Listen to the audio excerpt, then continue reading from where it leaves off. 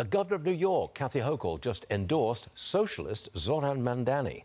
She says New York City, quote, deserves a mayor who will stand up to Donald Trump and make life more affordable. Rosanna Scotto joins me this morning. Does Mamdani have this race? It's in the bag for him, isn't it? Well, even the president of the United States is kind of weighing in. He said he's not looking at the polls closely, but he thinks, what does he call him, my little commie? Yes, he does. My little commie's going to win. You know what? There's still lots of people in New York who think it could be a very close race if Mayor Adams drops out of the race and the Republican candidate Curtis Leawood drops out of the race. And it's a two-man race between Andrew Cuomo and Zohran Mamdani. Now, are we shocked that the governor of New York has thrown her support behind Mamdani? Not really. Don't forget, she and Andrew Cuomo go back. He picked her as his running mate for lieutenant governor back in 2014. When he resigned, she took the governor's spot, right? Sure. So, and he's been very critical of her tenure. But what I think is interesting, and we have to look at, is that Kathy Hochul is up for re-election next year.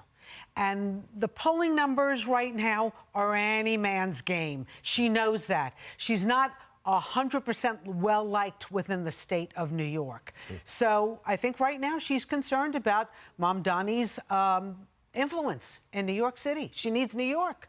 Yeah, if she doesn't back him, and he wins, then she's walked away from a winner. That looks really bad. And, you know, they have completely two different philosophies. She has said how much she loves capitalism and that how she supports Israel. She doesn't believe in raising taxes. And he's the opposite. And she's pushed into supporting. Well, she's pushed into supporting him. Well, I feel like she felt to stay alive in her own race that she needed to do that. Now, will we see other Democratic candidates do this? You know, there's talk Hakeem Jeffries could be coming out with his support behind Mamdani. And don't forget Charles Schumer, who also may have a very contentious race in New York City. He may throw his support behind. I can see it coming a mile off. Talk to me about Mayor Adams.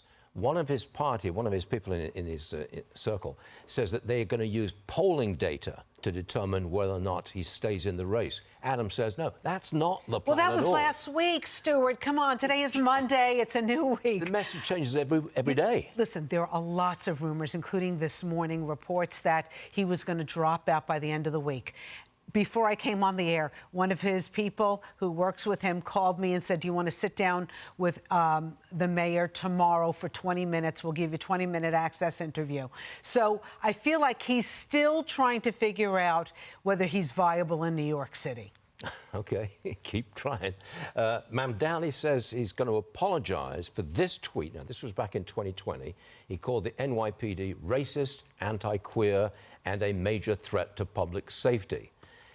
He says his comments were made at the height of frustration. But look, the damage is already done, isn't it? And he hasn't apologized yet. He said he's going to apologize. Oh, he's going to, but he hasn't yet. Okay. No, and, you know, the head of the police union has said basically, you know, actions speak louder than words. So let's see what you're going to do on that.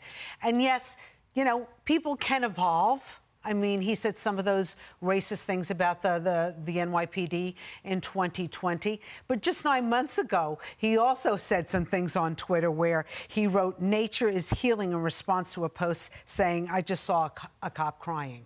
So, you know, that was 9 months ago.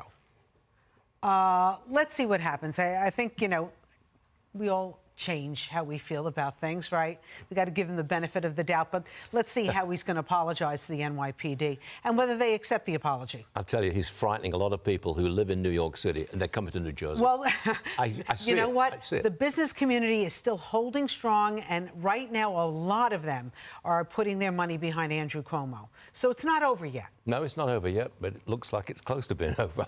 Rosanna Scotto, thanks for joining us. Thank you, Always a pleasure.